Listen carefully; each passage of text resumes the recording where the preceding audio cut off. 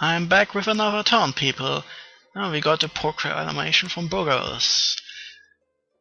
Bogarus is fantasy Russia, and apparently the player playing it made another profit. That's something I don't know if I mentioned it. If you announce that someone has to become prophet and he gets your divine powers, then you automatically send a message to everyone. So if you have a silly name you want to show off, give your preferred commander the silly name, and then empower him to become a prophet, and then everyone can read or ignore your silly name. And wow, that was a perfect encirclement. Those poor guys on horses. Well, something like this sometimes happens if you have units with wings. They get in the way of your other troops simply by moving faster than you expect. Anyway, we still stormed those independents in no time flat. And now I've started to talk with people on IRC.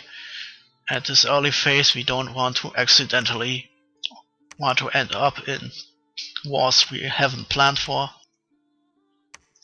And the best way to avoid walking into a war you don't want to is to talk with people. Of course sometimes you can't avoid it. In another multiplayer game I started long after this turn,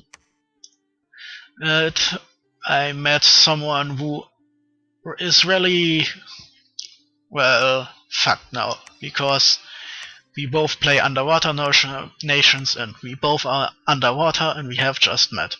And now there is no way we can be at peace, because then we would both lose really fast, and so the war is on.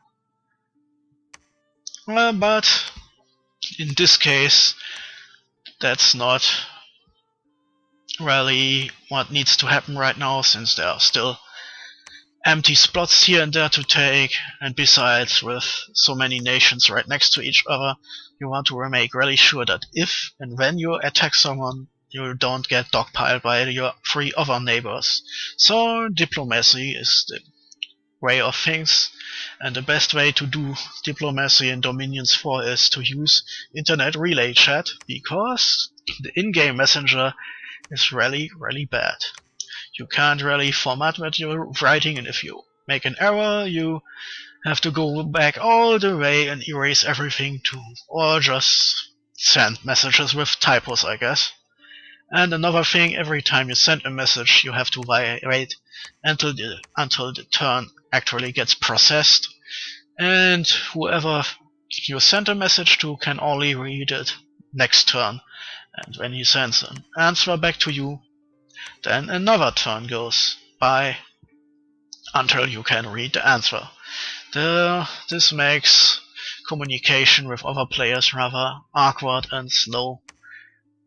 So, well, that's it. As you can see, I've already started now to build forts and labs. You need laboratories in a province to recruit your mages, and temples. Temples make your gods stronger and give you additional chances to spread your dominion. That's those little sweet white candles, just in case I haven't mentioned it yet. So then there is scouts moving around here. That's the gray things for sneaky units, and armies moving along there. That's the red, clearly visible arrows.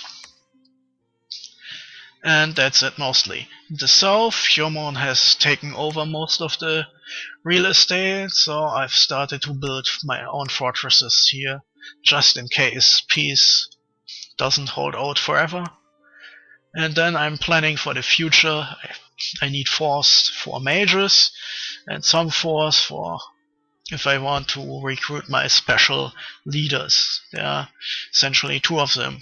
Storm generals, generals with wings, and a nice little bonus for units under their command. And Raven Lords. Raven Lords aren't really that good as commanders, but they can fly and they are sneaky. So I can give them my own sneaky winged units, and then I have a small sneaky army I can move behind someone's back if I'm careful. more on that later when I actually have recruited a lot of them and can actually use them instead of just dreaming what I can or what I may want to do in the future. No. Now in the northwest, I'm planning to stamp those guys, and then I'm recruiting here in my cap again. And then I decide to still recruit so finally recruit more mages here. At this point, I don't really want to use up all my turns recruiting normal leaders in my cap. That's why I have now these little independent leaders. They are, quite frankly, rather shitty. But, well, they can lead troops without falling flat on their faces, or they have some uses. And the more I have of them, the more units I can move around without having to spend time recruiting normal guys instead of really important mages. But this will change as soon as I have more force, because more force normally mean more mages, but sooner or later I will recruit enough mages to slowly run out of money, and in that case I can squeeze in some other dudes I may want or may not want, depending on my future plans. And oh, holy fucking shit, the recording is over again and I've run into overtime again. Well, anyway, we see us next turn then. Until then, guys.